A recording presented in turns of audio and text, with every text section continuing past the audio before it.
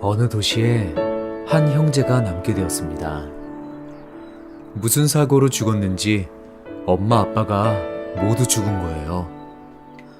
일가 친척도 없었는지 어린 두 아이가 덜렁 이 세상에 남게 되었습니다. 밤에는 엄마 가슴 만지듯 울고 보채는 어린 동생을 안고 오르며 아직 어린 형은 차마 울어볼 겨를도 없이 짐짓 어른처럼 그렇게 살아남아야만 했습니다. 어린아이가 감당하기에는 삶의 무게가 너무 무거웠습니다. 몇 년을 버티던 그 소년의 힘이 점점 소진되어 갈 무렵 우연하게도 예배당으로 인도함을 받았습니다. 그 소년의 삶의 무게를 하나님 앞에 내려놓았습니다. 상황은 바뀐 것이 없지만 그에게는 즐거움이 가득했습니다. 그런데 형과 동생의 믿음이 꼭 같을 수는 없는지 형의 신앙이 점점 자라가는 동안 이 동생은 그렇지 않았던 모양이에요. 하나님이 우리를 사랑하면 왜 우리를 고아로 만들었겠어? 사랑하긴 뭘 사랑했냐? 우리를 이렇게 가난하게 한 것이 하나님 사랑이냐? 결국 동생은 그것을 트집 잡고 핑계를 대더니 예배를 한 주, 두 주 빼먹기를 시작했습니다. 빛을 멀리한다는 것이 자연히 어둠과 가까이 하게 돼 아주 악한 친구들과 어울리기 시작했습니다.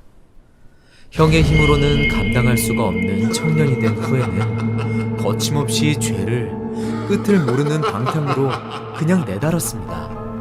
그날도 형은 자정이 넘어도 들어오지 않는 동생 때문에 잠도 못 이루며 무릎을 꿇고 기도하던 중이었습니다. 그때 갑자기 문짝이 덜컥 열리더니 놀래서 눈을 뜨는 형에게 청천벽력과도 같은 상황이 벌어졌습니다.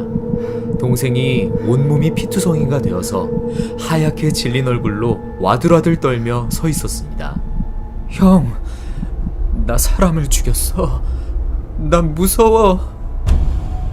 끝갈 데 없는 방탕한 짓을 하고 나쁜 놈들하고 어울려서 별짓을 다 하다가 결국 혈기에 사람을 죽였는데 아주 잔악하게 죽이는 살인사건을 저지른 거예요. 그리고 오갈 데가 없어 도망쳐온 데가 형이었습니다. 어떡하면 좋아, 형? 이 기가 막힌 일이 벌어진 앞에 어떻게 어찌할 바를 모르던 이 형이 일단 어떻게든 수습을 해야 할 것 같은 부담에 일어나 와들와들 떨며 서 있는 동생의 옷을 와락 잡아 벗겼습니다. 그리고 동생 몸에 핏자국을 대강 닦고 얼른 지하실로 밀어넣었습니다.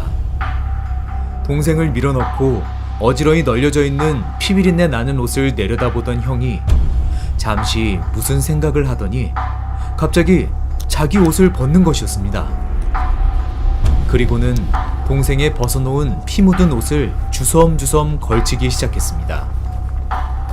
옷 매무새를 다 고칠 즈음 어지럽게 여러 사람의 거친 발자국 소리가 들리더니 문을 팍 열고 들어섰습니다. 그리고 들어오자마자 그냥 군홧발로 형을 막 차고 때리고 짓밟는 것이었습니다. 이 새끼, 네가 사람 죽였지? 이 자식 이건 부를 게 뭐 있어? 이놈 옷이 증거 아니야? 이 모든 일이 순식간에 일어났습니다. 하도 잔혹했던 사건인지라 여론의 동정을 전혀 얻지 못한 채 재판은 신속히 진행이 되었고, 너 이 자식, 그때 어디 갔었어? 이건 네 놈이 한 짓이지? 물으면 물을 때마다 그는 계속 반복된 대답을 했습니다. 예, 저는 이 죄 때문에 형벌받아야 합니다. 예, 저는 이 죄 때문에 형벌받아야 합니다. 이 말은 곧바로 긍정으로 이어졌고, 그리고 그는 사형 언도를 받게 되었습니다. 사형 집행날이 다가오던 어느 날, 이 이상한 죄수가 교도소장을 만나게 해달라고 부탁했습니다. 곧 죽을 사형수인이 만나주겠다고 온 소장이 이 죄수가 무슨 부탁이 있나 했더니 편지를 한 장 쓰게 해달라고 했습니다. 편지를 썼습니다. 그리고 소장님, 누구도 뜯어보지 못하도록 여기에 소장님 도장을 찍어주실 수 있겠습니까? 그러지. 그리고 한 가지만 더. 제 사형집행이 된 후에 이 겉봉의 주소지로 이 편지를 전해주시면 정말 고맙겠습니다. 그렇게 하겠다고 대답했습니다.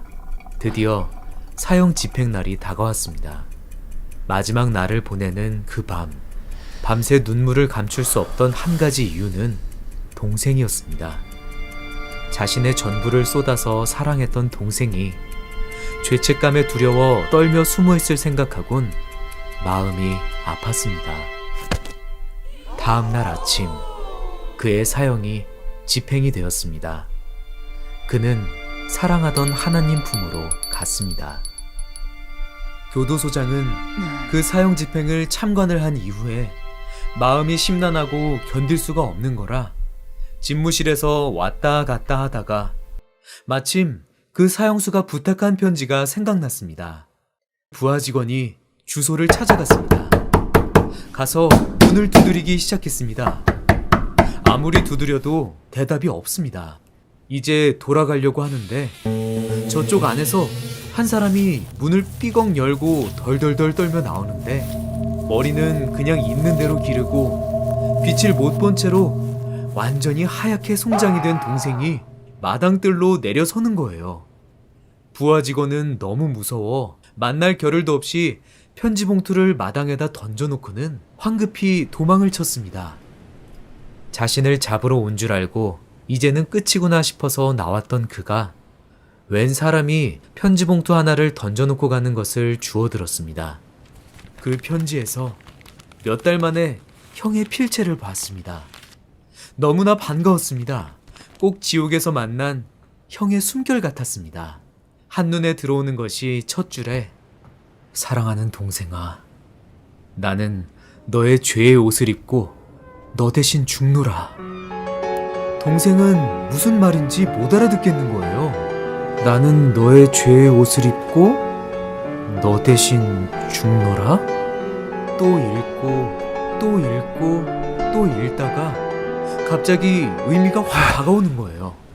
안 돼, 안 돼, 안 돼. 우리 형 안 돼. 죽으면 안 돼. 죽을 수 없어. 아니요, 그럴 수 없어. 울고 소리치고 난리치다가 몇 시간이 지났는지 모를 시간에 드디어 형무소에 도착했습니다. 바깥에서 난리를 치는 동생이 오늘 아침 사형 집행당한 그 죄수 이름을 얘기하는지라 소장이 동생을 불러왔습니다.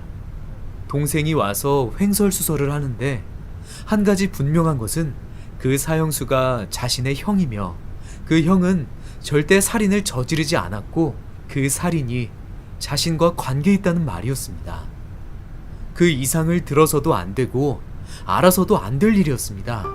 야, 이 자식아, 이 더러운 자식아, 너 그만해. 떠들지 마. 너하고 이 죄는 상관없어. 이 죄는 심판이 끝났어. 꺼져. 내 눈앞에서 사라져. 쫓겨난 동생이 확실하게 알게 된 사실은 형의 사형이 집행됐다는 것 하나였습니다. 있을 때는 잘 모르겠던 형이 다시는 이 땅에서 만날 수 없게 사라지고 나니까 자기의 삶에 형을 빼놓고는 아무것도 없다는 것을 깨달았습니다. 아무리 울고불고 악다구니를 써도 이제는 형을 영원히 만날 수 없다는 절망감에 몸부림치던 그가 나중에는 이런 절규를 했습니다. 나 어떡하면 형 만날 수 있어요? 어렵지 않게 알 수 있는 것은 형에게 끌려다니면서 주일학교에서 배웠던 이야기, 형이 가 있는 곳이 천국이라는 것.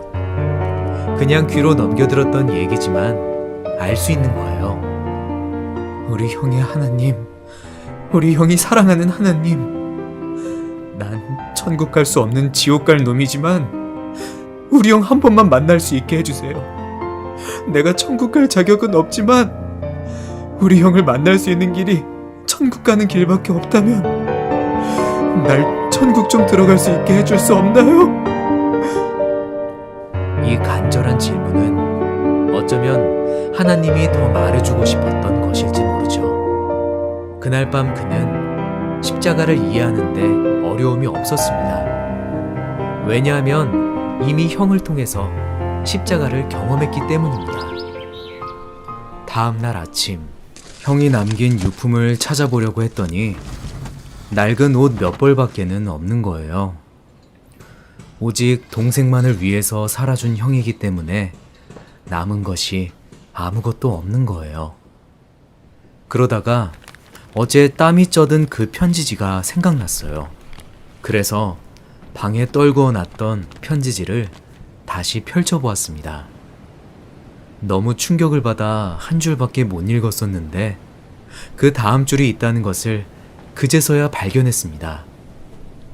사랑하는 나의 동생아, 나는 너의 죄의 옷을 입고 너 대신 죽노라.